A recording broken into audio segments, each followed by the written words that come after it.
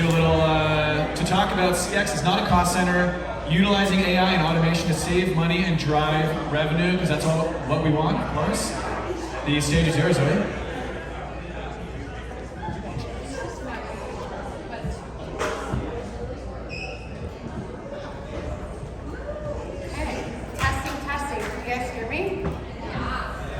Thank you for having me. I'm really excited. This is something I'm very passionate about. That CX is not a cost center. It can be a revenue driver if you make it that. I'm going to tell you a little bit about myself. Recently, I told someone kind of my story of just being an adult, and they told me that I should share that more. And I thought today was a good day to do that because my story, I've had to always be kind of scrappy and figure out what I need to do with the tools that I have to do it. And so today, I'm the VP of Retention at Audio and Hearing. We're an over-the-counter hearing aid company. Exhilarating, I know.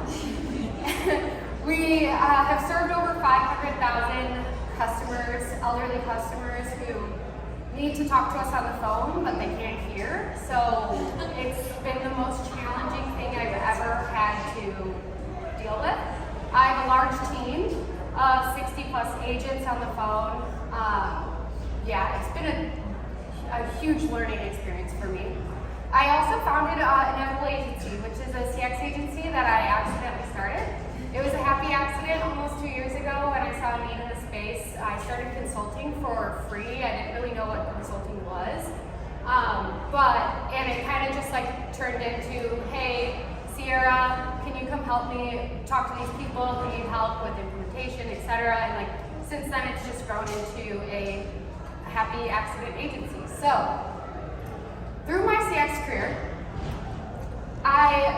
going back, at 18 years old, I got kicked out of my house. I didn't even have a cell phone. It was a very difficult, dark time for me. I donated plasma every 2 days so that I could get $40 to pay my phone bill. And it was one of the things that I needed to do just to be like scrappy and figure out like, I can't even apply for jobs because I don't have a phone number to put on my resume to even get a call back. And so I donated plasma. It was quite scary actually. I was in the south side of Chicago, and the other people around me donating plasma were definitely also in dark places. But I did it, and I did what I needed to do, and I actually ended up getting 2 jobs at Culver's and Planet Fitness at the same time, complete opposites. Has anyone had Culver's? You know Culver's Butterburgers? Okay. Yep, they're delicious. I was, my title, which they probably don't give this title to anyone anymore, was Bun Master. I buttered the buns and dressed them and got them ready for the burgers. That was like what I did. I loved it. I was very grateful to have a job, and I also worked at Planet Fitness. So I would take the bus to Planet Fitness. My shift would start at 5:30. And then I would work till around 1, and then I would have enough time to go from Planet Fitness to Culver's and get on the bus and have it taken there. And I did this over and over again, and I just realized I needed to do something different or figure out how to get myself to the next step. And I saved up money, I got a car, I was able to drive to work instead of take the bus. Then we'll skip forward, I ended up like moving to North Carolina, all this stuff. I ended up getting a job at GNC, at a franchise GNC. I hated it. I was going to quit, and my district manager was like, no, try to work at a corporate. It's so different, whatever. I gave it a chance. I went to a corporate store, and I actually loved it. I loved the structure of corporate. I loved having KPIs. I learned how to like build a business and drive revenue and talk to customers, and it really taught me how building connections with customers and truly wanting to help them, lose weight or help with their arthritis, all of these things that just like connecting with your customers and being knowledgeable about every single ingredient and every single product in that store. Just being a happy person helps you build the cart, and I became like one of the best sales reps there and worked my way up to management. Then I ended up managing, I worked at 5 different GNCs. they put me in like they kept putting me in the stores that were underperforming, and then I would go in and like flip it around, and it was very fun. During this time, I was also trying to go back to school because I'm like, I need a degree, no one's gonna hire me, like I can't move forward if I don't have a degree, which is bullshit, but so I also was having a really hard time with going to school because I didn't have any credit and I couldn't find anyone to co-sign a loan for me, so I would have to pay out of pocket, and it was just like very hard. But I ended up wanting to go back to school. I built my credit, and while I was leaving GNC, Ghost, I met a bunch of people who worked at brand side for supplement companies.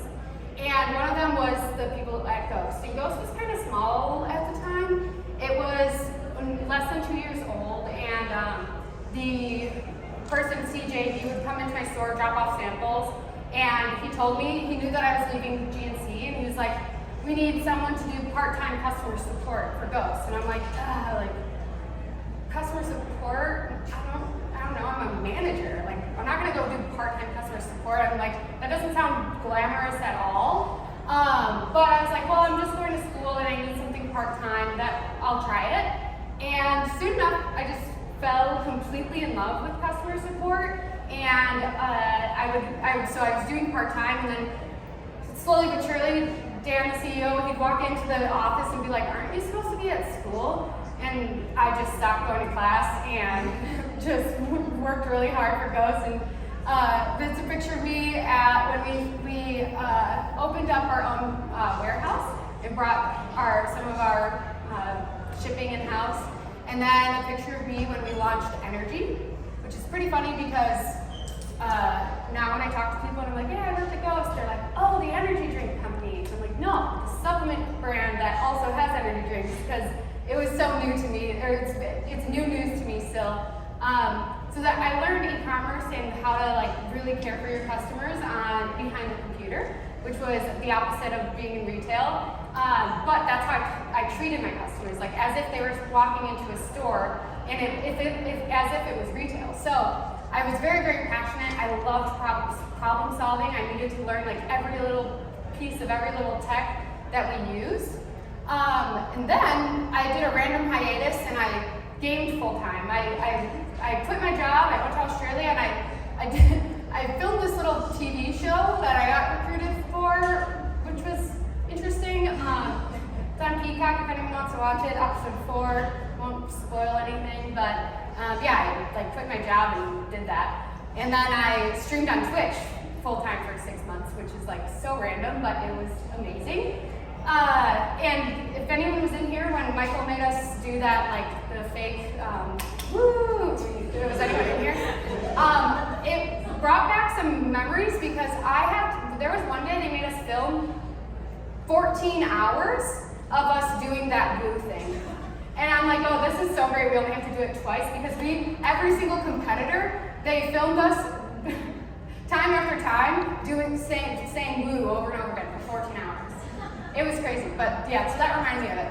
Then I worked at Chomps, and that's where the meat sticks, you guys know the meat sticks? I was a meat stick girly for a while, and that's when I accidentally started learning about retention, because the retention person left, and they're like, oh, Zoe, you can do it. And I'm like, I didn't even know what Clavio is. Is it Clavio or Pavio? Like, I'm not sure. So I learned all my retention knowledge there, and I oversaw CX still, but then I also did email, SMS, subscription, loyalty, and I fell in love with that. And it also just like really, really helped me with my CX knowledge, because I could, relate it all together now. And then, so here I am today, VP of Retention at Audio and Hearing, and then Inevitable Agency. Going back, so at Ghost, I realized that clearing the inbox and doing it as quick as possible meant I could prioritize win-backs, meaning like winning back customers who might have lost. I could prioritize creating efficiencies and precious consumer insights. One day when I was in the office at Ghost, Dan, the CEO, he came into my office and he threw this stack of paper that was like this thick at me, and he was like, when you have time, just like call these customers and ask them why they returned. And I was like, oh, that sounds like, ugh, it gives me the heebie-jeebies. Like, you want me to call customers and ask them what's wrong? And so my first call probably was like, hello, why did you return your blueberry pastry protein powder? And after a while, it got better and better, and I started tracking all the customers that I would call, and then I would also track, their feedback from the call, and then I would give them a coupon code to purchase again. And it was very nerve-wracking because I thought that these customers hated us, because I'm like, oh, they returned our product, they probably hate our company. But what I found out was that these customers were so grateful. They had never been contacted by a company before. They're like, wow, your company cares enough to take my feedback. And so then I started tracking that, if I could clear the inbox, I would have more time to talk to customers. And then I ended up loving the customers and being so confident talking to them instead of hello. I would be like, hey, this is Ghost. We saw that you returned this product and we wanted to know why. And what other flavors do you want to see? And so I learned this is a revenue driver, and if I can just clear the inbox, I can do more revenue driving things. So I then realized that if I prioritize my tickets in different buckets by priority and urgency, and I do each bucket at the same time, I don't have to switch tabs or use different tools, and I don't have to change my the way my brain is thinking, because I can do this bucket and then this bucket, and I don't have to, I could do it quicker. And this was before Gorgeous, unfortunately. I wish I had Gorgeous at the time. So I was doing it manually. So I would get into work and I would be like, okay, here's all the address changes, here's all the customer complaints, here's all where's my order, and I would do it manually. And then, and I still actually follow this same type of list for priority, but I realized that if I asked the dev team to create me this contact form, again before Gorgeous, I literally waited months for dev help because it wasn't at the tip of my fingers. I asked them, hey, can you put this contact form on the page? Because then if you put this contact form in there, I can set these rules that manually put them into folders for me while I'm sleeping. And so this is my first automation that I'm like, wow, I can have the robots work for me, and then I can get to my tickets faster, and I can call more customers and do more revenue driving things or create more efficiencies.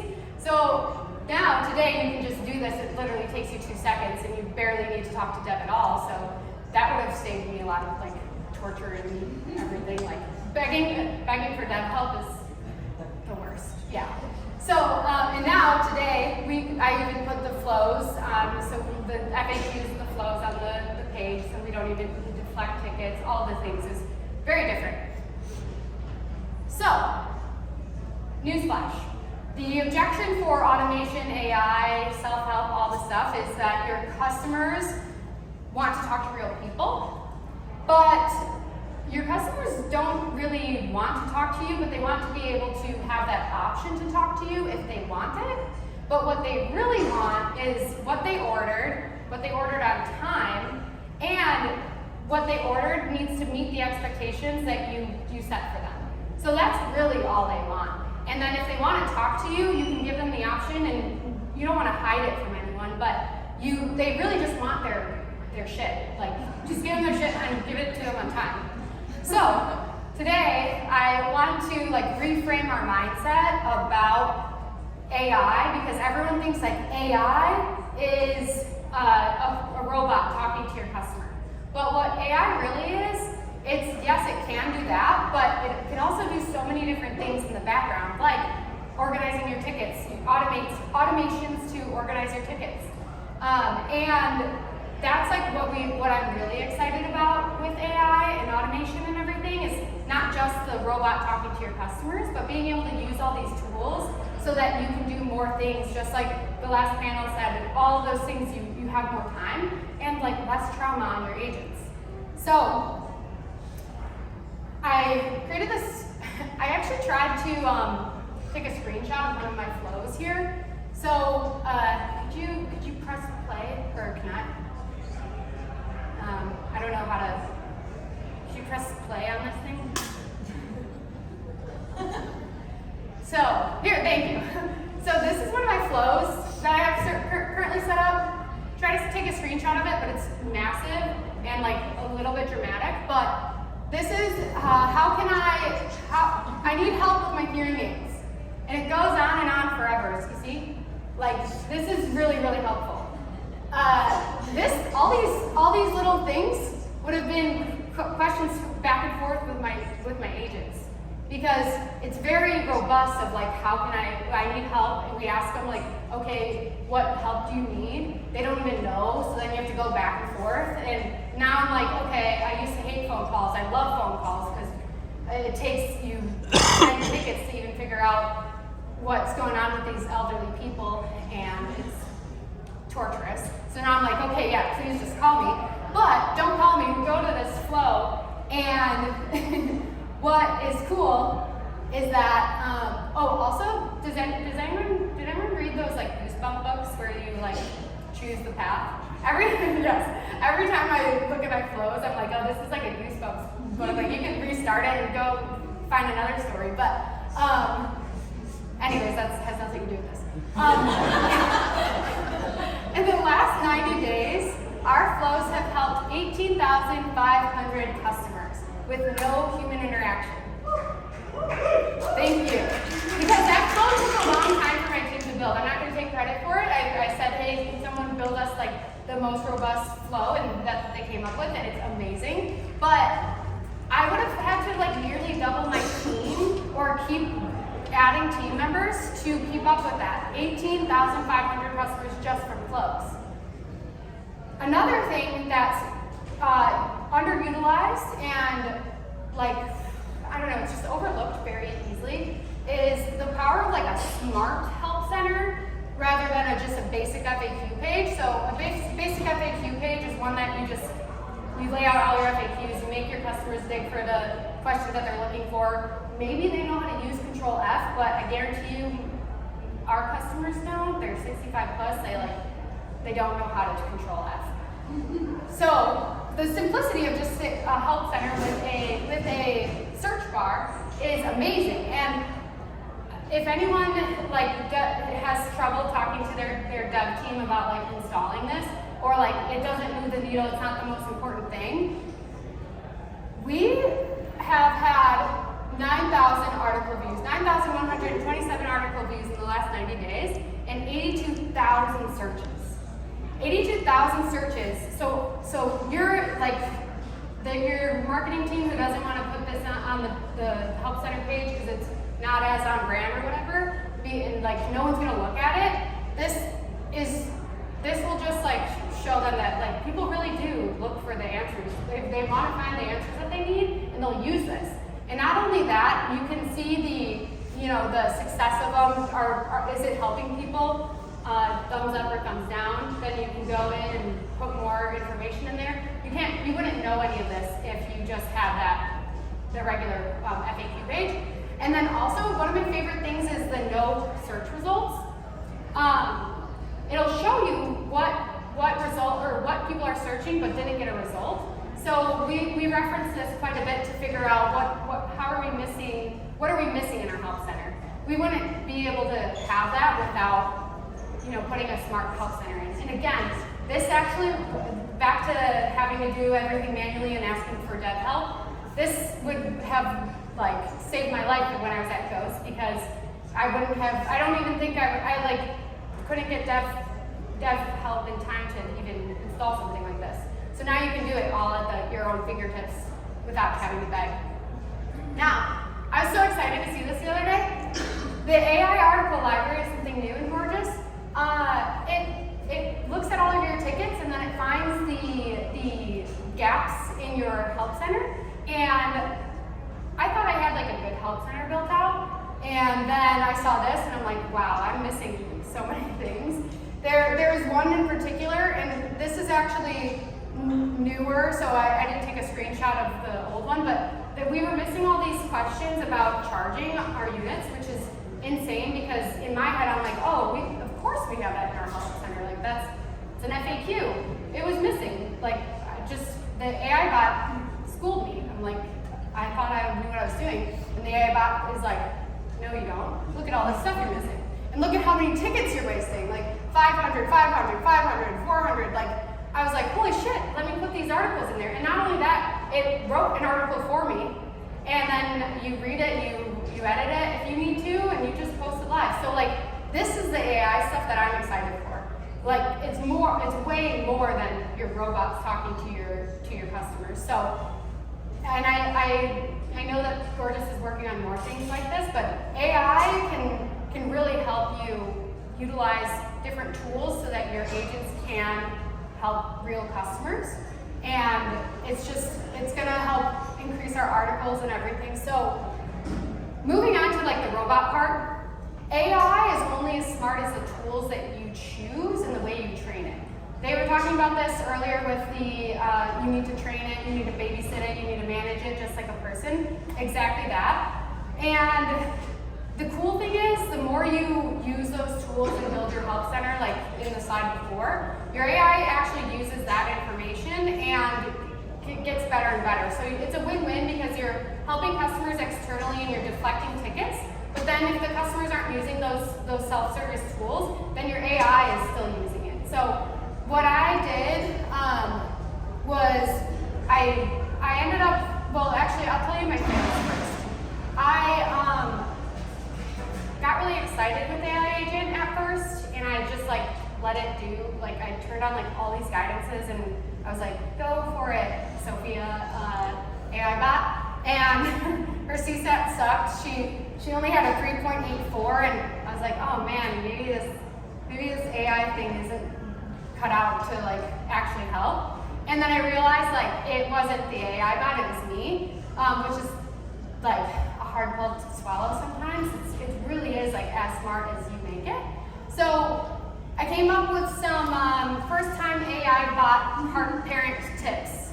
So, 1, assign a babysitter, so someone internally to babysit your AI, or you can hire a nanny, which is like an outside agency to babysit it if there's not enough bandwidth, but it's a baby, you need to teach it things.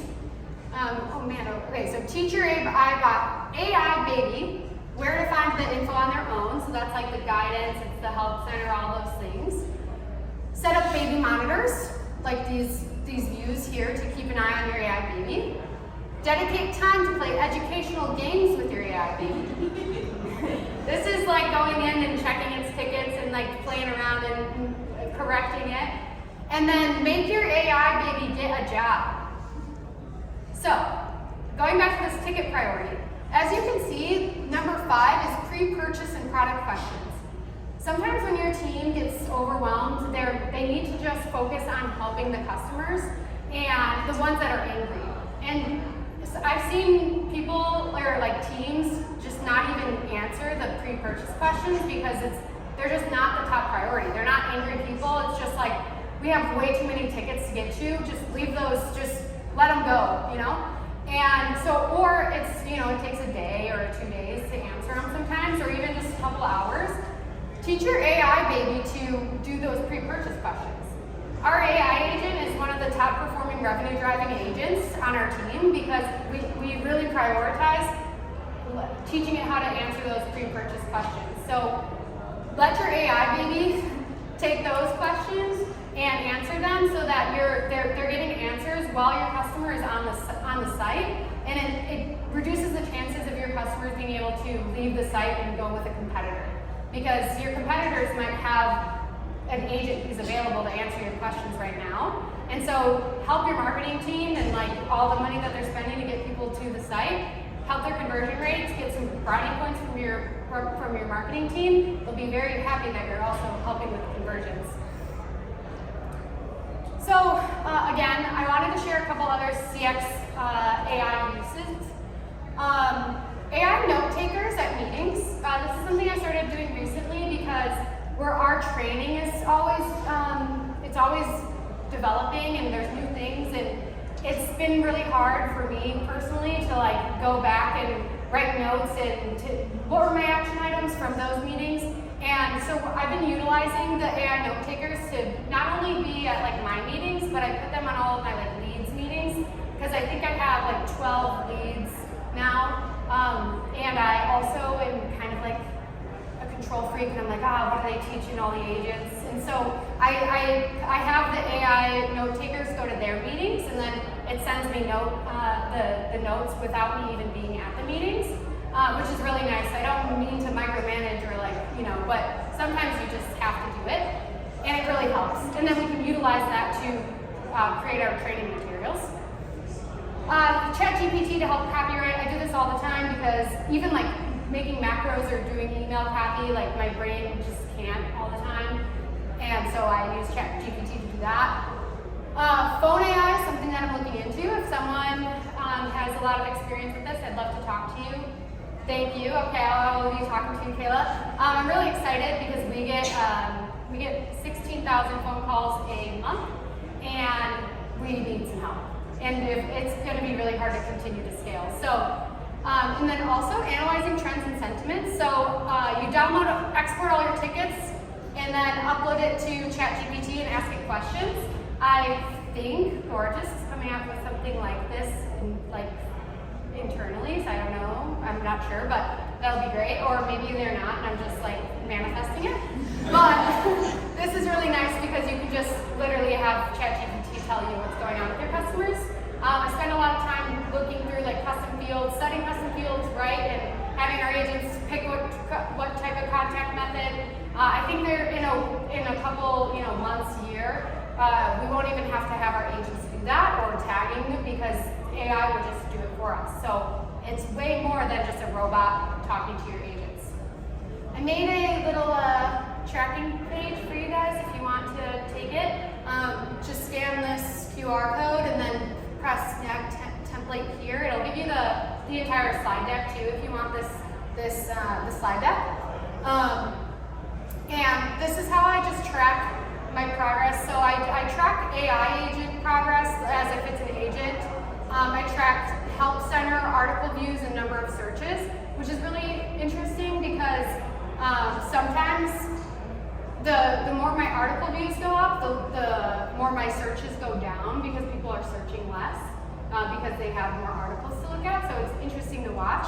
And I also track the different article changes that I make on a different sheet because I want to see like how our tickets perform based on like the changes we're making.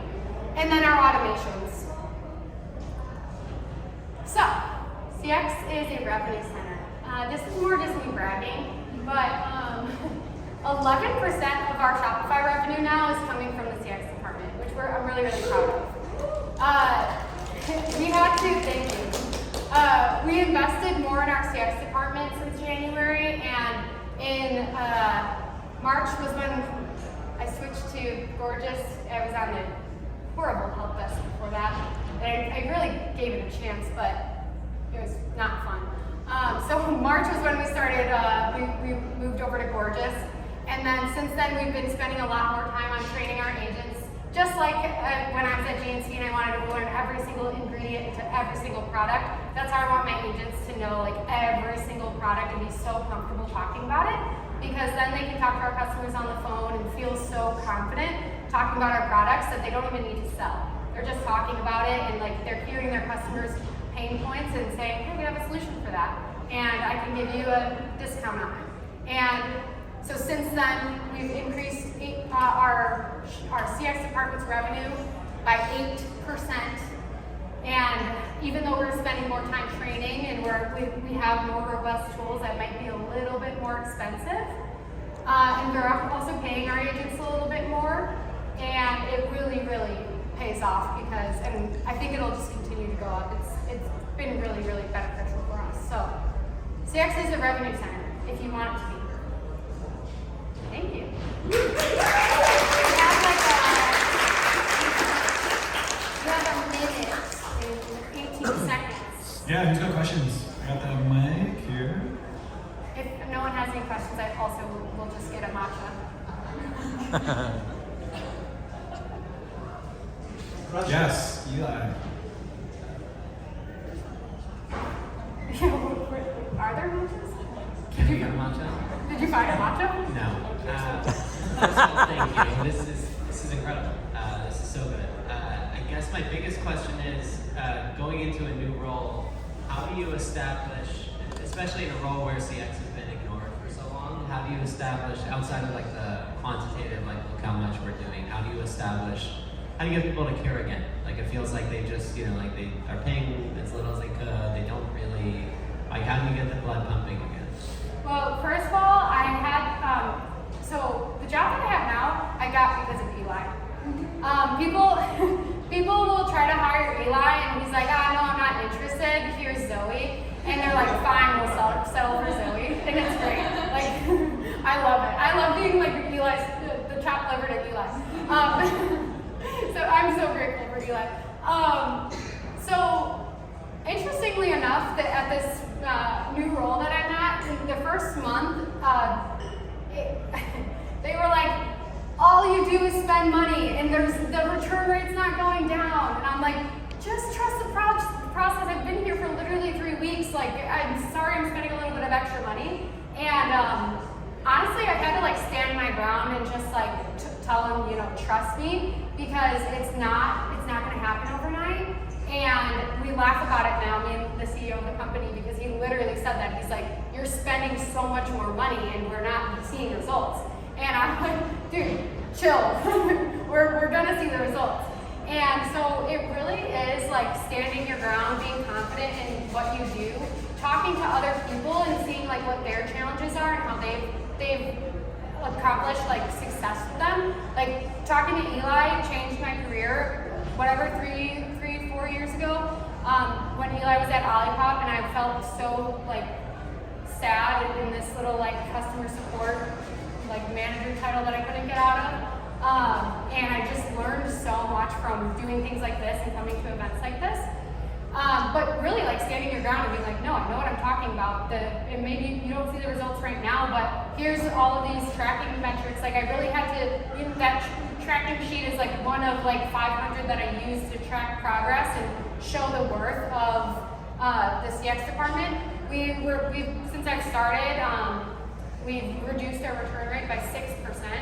It's a multi-million-dollar savings, and I think it'll continue to go down, but it's all from investing more into our CX department because it's very, very important to give a good customer experience.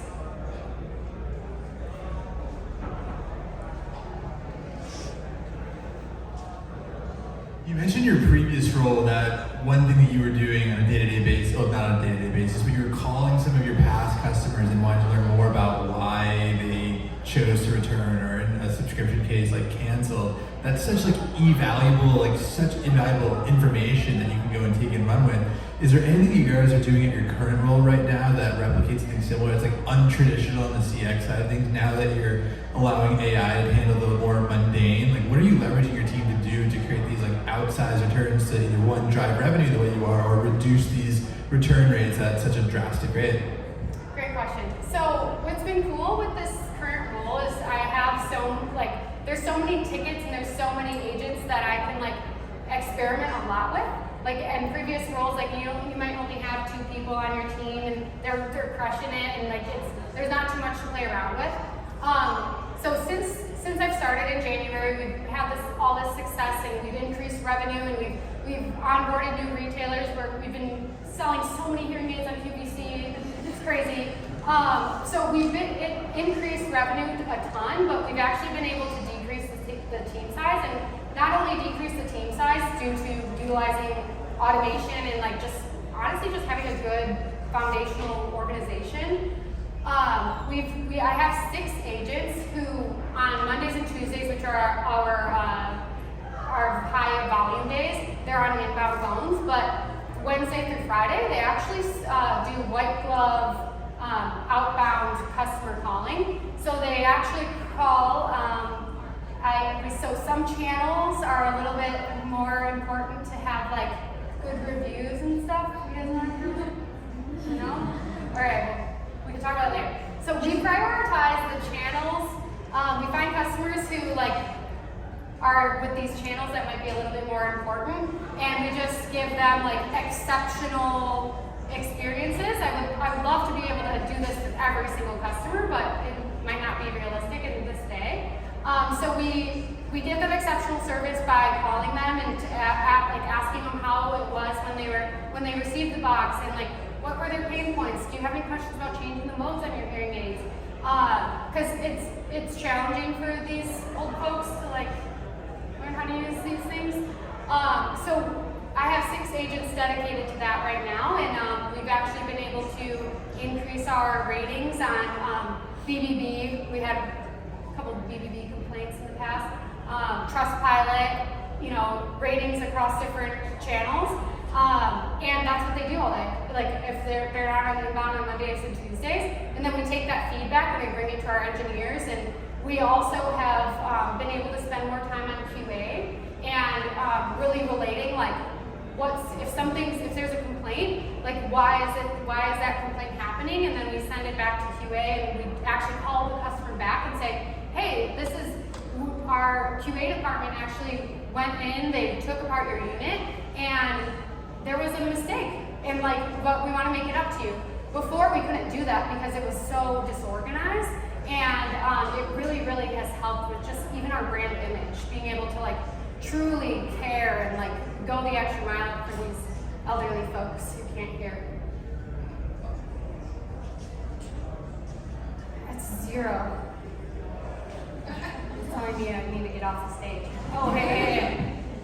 It's more of a statement than a question, but I just want to thank you for including the data slide for your smart FAQ. I'm relatively new to my role. I'm a director of customer experience, and I have been fighting an ongoing battle for the last 5 months to move away from our custom-built FAQ center that does not give us any data, and letting my poor customer service agents have to kind of fight to explain everything and having 200 macros to sort through, and not utilizing Gorgeous's smart FAQ. So just having those slides is incredibly helpful. I already sent them to my director of operations so I don't forget to talk about it on Tuesday, because that is such a beneficial tool to use during the Black Friday holiday season that it doesn't make sense as to why no company is not using it. So thank you for including that slide, by the way. Yeah, of course. If there's anything that you need help backing up with fighting with your other departments, I probably have a solution, because I'm a very strong, bold person, and I've had to fight a lot. So anyone needs help fighting, I got you. We're just good friends. Yeah, we're good friends. Cool. Amazing. Thank you, guys. Wow, thanks. That was the headline.